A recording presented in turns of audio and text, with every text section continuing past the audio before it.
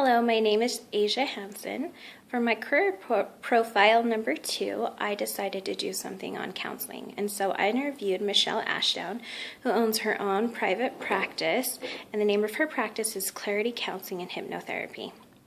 Now, her typical work environment, since she owns her own practice, she currently has her office at her home, built on a part of her home where she has a separate entrance where clients can enter, a separate waiting room and restroom, and so that they don't have to walk through her home. And that's very convenient for her because she has all the conveniences of her home right in her house in between clients and other things, and she is able to set her own hours in her own schedule. She doesn't have to travel to an office, and it gives her the ability to also work 1 day a week at the LDS Family Services, and she also has time in the evenings where she does an addiction recovery program a few nights a week. Her typical stressors in this job are she worries if she's really helping her clients. She worries if she's helping her clients with the skills that can improve their quality of life, and she cares about her clients. Another thing is a lot of people come to her and they express that she is their last hope. So that puts a lot of pressure on her. Also, parents come to her and bring their children and say pretty much fix them. And so that pressure can be a lot of pressure at times. And with counseling, she says it's emotionally draining, and at times she goes home and she's pretty drained and it's hard to find energy for her family. And so that would be the typical stressors for her in that position. Her typical benefits, well, since she owns her own practice, she doesn't have the benefits. She could go through a different place, but she personally gets her health care through her husband.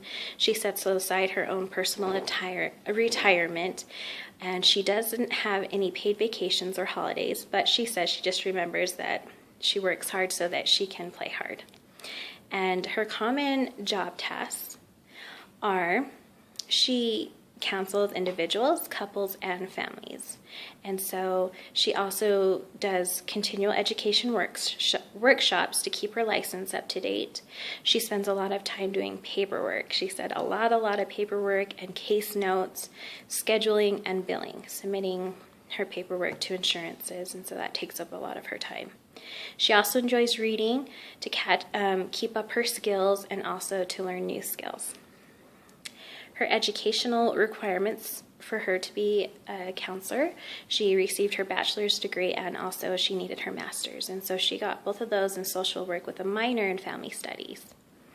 She continues to renew her license every 2 years. She has to do 40 hours of continuing education credit. And so part of that requirement is 3 hours of that needs to be ethics training, and also 3 hours needs to be suicide prevention training. And so that's her continual educational requirements. She also is a certified hypnotherapist, and that's part of her practice. Her starting salary was $15 an hour when she worked at a high school. And now she currently, as an experienced salary, can make $60 to $130 an hour. And she also has to have malpractice insurance. And that's everything that I have for counseling. Thank you.